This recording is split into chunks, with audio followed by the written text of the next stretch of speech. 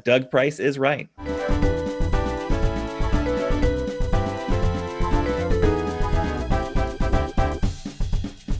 Okay.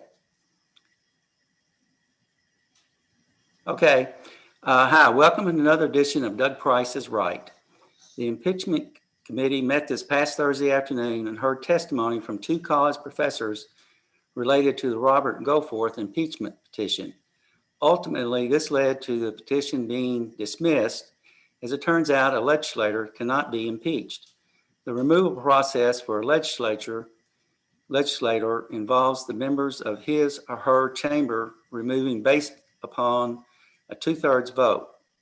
During this meeting, the committee also did the following. They received an impeachment filing by Jeff Young and denied this one as out of order. They denied a petition from the Goforth and Cameron impeachment petitioners to call witnesses and questioning some of Nemes's actions, the chair. They approved a motion by Randall Daniel, who was one of the original Beshear petitioners, to be removed from the petition. Chairman Nemes has made several references to this committee functioning like a courtroom. As an example of something that sounds like a courtroom rule, one of the committee members recused herself from deliberations and votes on the Beshear impeachment. Representative Angie Hatton informed the committee that she has a conflict of interest and would refrain from any decision made related to the Beshear impeachment inquiry. Buddy Wheatley will replace her during that particular impeachment petition discussion.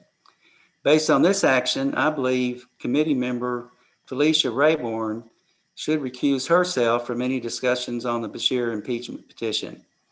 I reviewed her personal and campaign Facebook pages and found several instances where, in my mind, she indicated a personal bias toward Governor Beshear.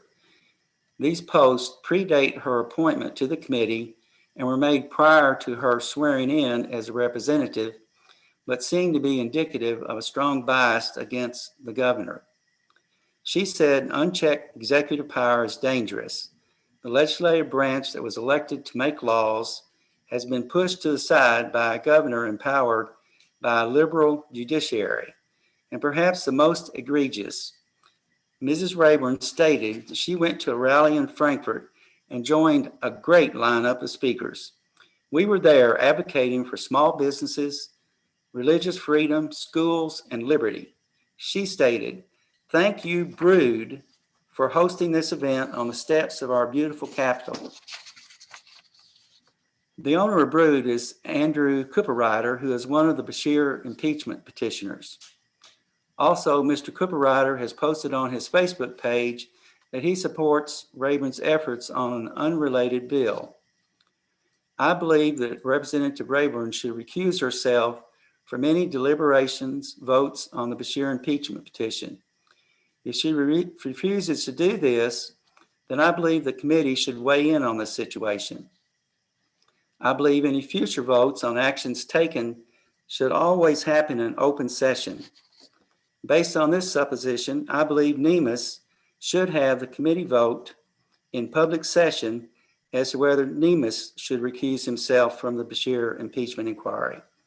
This vote will likely not result in removing him from the committee and/or deliberations, but this should be a committee vote, not a one-man vote by the chair. I believe that with over 90% of the discussion happening in closed session, this is not an indication of an open process. Plainly speaking, there should be more sunlight in the impeachment committee. Also, better communication of future meeting dates and times. I understand this is difficult, like the next scheduled meeting is tomorrow. That's not going to happen. But again, I think sunlight is important.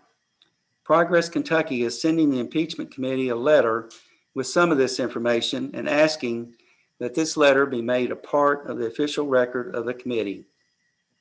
In a couple of weeks, I will provide an update on actions by the committee.